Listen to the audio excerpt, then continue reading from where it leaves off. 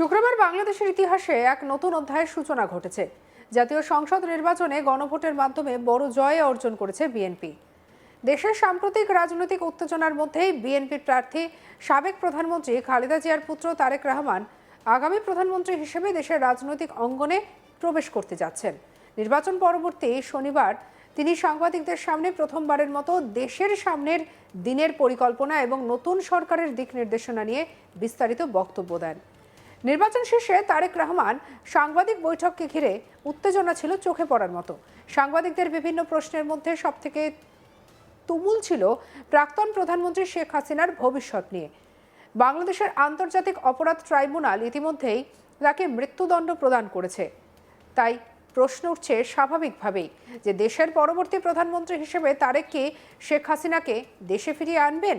এই প্রশ্নের উত্তরে তারেক রহমানের বক্তব্য একেবারে স্পষ্ট। তবে তিনি আইনি প্রক্রিয়ায় তার প্রতি শ্রদ্ধাশীল থাকার উপরে জোর দিয়েছেন। তিনি সাংবাদিকদের বলেন, শেখ হাসিনার প্রত্যর্পণ আইনি প্রক্রিয়ার উপরে নির্ভর করবে। আমাদের নতুন সরকারের লক্ষ্য হবে দেশের স্বার্থ এবং নাগরিকদের নিরাপত্তা অনুযায়ী যা করার আছে তা আমরা করব। তারেকের এই মন্তব্য স্পষ্টভাবে ইঙ্গিত দেয় যে ব্যক্তিগত বা রাজনৈতিক প্রেক্ষাপটে নয়, বরং আইনগত প্রক্রিয়ার মাধ্যমে সব সিদ্ধান্ত নেওয়া হবে। এর আগে 2024 সালের 5ই অগস্ট গণ অভ্যুত্থানের পর প্রধানমন্ত্রী শেখ হাসিনা ভারতে চলে আসেন। মোহাম্মদ ইউনূসের নেতৃত্বাধীন অন্তর্বর্তী সরকারের পক্ষ থেকে বহুবার ভারতীয় বিদেশ মন্ত্রকে চিঠি পাঠানো হয়েছে শেখ হাসিনার প্রত্যর্পণের জন্য, কিন্তু নয়াদিল্লি এখনো কোনো জবাব দেয়নি। তার পরিপ্রেক্ষিতেই বাংলাদেশে নির্বাচন অনুষ্ঠিত হয়েছে, আর এই নির্বাচনে বিএনপি বড় জয় পেয়েছে এবং সরকার গঠনের পথে এগোচ্ছে। শুক্রবার ভোটের ফলাফলের পরে বিএনপির বর্ষীয়ান নেতা সালাউদ্দিন আহমেদের মন্তব্য, শেখ হাসিনার প্রত্যর্পণ ভারতের সঙ্গে বাংলাদেশের কূটনৈতিক সম্পর্ক এবং আইন প্রক্রিয়ার উপরে নির্ভরশীল। যা আইন বলে তাই করা হবে। তারেকের বক্তব্য সেই একই বক্তব্যের ক্ষেত্রেও সেই একই বক্তব্য বা সেই একই আভাস শোনা গিয়েছে। এটি প্রমাণ করে যে নতুন সরকারের মনোভাব মূলত আইনি প্রক্রিয়ার প্রতি শ্রদ্ধাশীল এবং রাজনৈতিক চাপের বাইরে থাকবে। শেখ হাসিনাকে ভারত থেকে বাংলাদেশে কি প্রত্যর্পণ করা হবে, এ বিষয়ে বাংলাদেশের অবস্থান কি, এটি আইনি প্রক্রিয়ার উপরে নির্ভর করছে। কি বলছেন তারেক রহমান, শুনবো। I have a question that when we were going in the streets of Bangladesh and Dhaka, we heard people saying they were demanding justice, and they were also demanding handing over of Ms. Sheikh Hasina Wajid, who's hiding in India. Would your party demand handing over of Sheikh Hasina from India? A, and the B is, we've seen that SARC is not active, and we have also seen that India-Pakistan has a standoff, and they had a latest standoff back in 2025. Would you play any role to reactivate SARC and to end the differences between India and Pakistan? Thank you. Yes, as you know that SARC was initiated initially by Bangladesh, so naturally we would want to revive SARC. We will discuss with our friends once we settle the government. We'll try to revive it. What was your first question?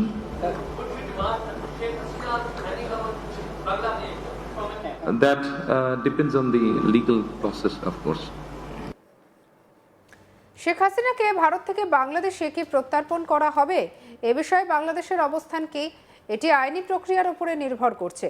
নির্বাচনে আওয়ামী লীগ অংশগ্রহণ করেনি। দলের প্রধান শেখ হাসিনা নিষিদ্ধ ছিলেন, ফলে নির্বাচনকে বিরোধী দলীয় প্রতিদ্বন্দ্বিতা সেক্ষেত্রে সীমিত ছিল। আর এর মধ্যে তারেক রহমান বলেন, আজ আমরা নতুন বাংলাদেশ গড়তে যাচ্ছি, সকল রাজনৈতিক দলকে ঐক্যবদ্ধভাবে কাজ করতে হবে। গণতন্ত্রের বিজয় আজ আমরা উদযাপন করছি। আমাদের লক্ষ্য হলো দুর্নীতি দূর করা, আইন শৃঙ্খলা রক্ষা করা এবং বাংলাদেশকে একটি নিরাপদ এবং মানবিক দেশ হিসেবে গড়ে তোলা। কি বলছেন তারেক রহমান, শুনবো।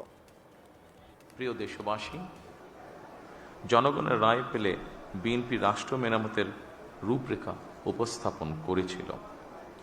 অন্যান্য গণতান্ত্রিক দল এবং সারা দেশের জনগণের সঙ্গে মত বিনিময়ের মাধ্যমে 31 দফা প্রণয়ন করেছিল।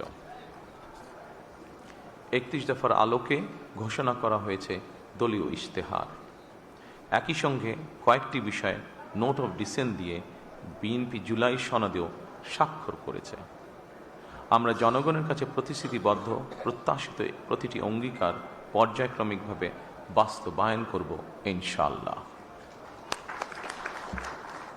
সারা দেশে বাংলাদেশ জাতীয়তাবাদী দল বিএনপির সর্বস্তরের নেতা কর্মী সমর্থক ছাড়াও দেশের গণতান্ত্রিকামী জনগণের সামনে আজকের এই সময়টি অত্যন্ত গুরুত্বপূর্ণ এবং আনন্দের। এমন এক আনন্দঘন পরিবেশে আপসীন দেশনেত্রী বেগম খালেদা জিয়ার অনুপস্থিতি আমাদেরকে করেছে ভারাক্রান্ত। রাষ্ট্র ও রাজনীতিতে জনগণের অধিকার প্রতিষ্ঠার এমন একটি গণতান্ত্রিক সময়ের প্রত্যাশায় তিনি ফ্যাসিবাদের বিরুদ্ধে আপোষহীন লড়াই করেছিলেন। স্বৈরাচার কিংবা ফ্যাসিবাদের সঙ্গে কখনো আপোষ করেননি। দেশ এবং জনগণের স্বার্থে প্রশ্নে বরাবরই তিনি ছিলেন অটল, অবিচল। আমরা আল্লাহর দরবারে মরহুমা খালেদা জিয়ার মাগফিরাত কামনা করছি। প্রিয় দেশবাসী, স্বাধীনতার ঘোষকের প্রতিষ্ঠিত বাংলাদেশ জাতীয়তাবাদী দল বিএনপিকে দেশের জনগণ আবারও রাষ্ট্র পরিচালনার ম্যান্ডেট দিয়েছেন। জনগণ বিএনপির প্রতি যে বিশ্বাস এবং ভালোবাসা দেখিয়েছেন, এবার জনগণের জীবন মান উন্নয়নের জন্য নিরলস কাজের মাধ্যমে জনগণের এই বিশ্বাস এবং ভালোবাসার প্রতিদান দিতে আমাদেরকে ঐক্যবদ্ধভাবে কাজ করতে হবে। এবার আমি সারা দেশে বিএনপির সর্বস্তরের নেতাকর্মী সমর্থকদের ধন্যবাদ জানিয়ে বলতে চাই, শত নির্যাতন নিপীড়নের পরও আপনারা রাজপথ ছাড়েননি। গণতন্ত্র প্রতিষ্ঠাত সংগ্রামে অটুট ছিলেন, অনড় ছিলেন। এবার দেশ গড়ার পালা আমাদের। দেশ পুনর্গঠনের এই যাত্রায় আপনি, আমি, আমাদের প্রত্যেককে দায়িত্বশীল ভূমিকা পালন করতে হবে অবশ্যই। আমরা গণতন্ত্র এবং মানুষের অধিকার প্রতিষ্ঠার এই বিজয়কে শান্তভাবে, শান্তির সাথে, দায়িত্বশীলতার মাধ্যমে উদযাপন করেছি। নির্বাচনোত্তর বাংলাদেশে যাতে কোথাও কোনো অপ্রীতিকর ঘটনা না ঘটে, এই জন্য শত উস্কানির মুখেও আমি সারা বাংলাদেশে বিএনপির সর্বস্তরের নেতাকর্মীদের শান্ত এবং সতর্ক থাকার আহ্বান জানাচ্ছি।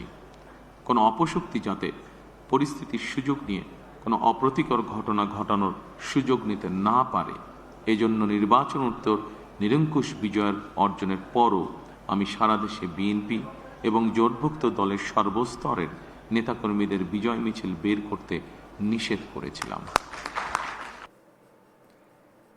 তারেকের ভাষায় গণতান্ত্রিক দেশ রাজনৈতিক দলগুলির গুরুত্ব এক্ষেত্রে অপরিসীম। অবশ্যই পরবর্তী আপডেটের দিকে সঙ্গে রাখুন আজ তাক বাংলাকে। লাইক, কমেন্ট, শেয়ার, সাবস্ক্রাইব করতে ভুলবেন না।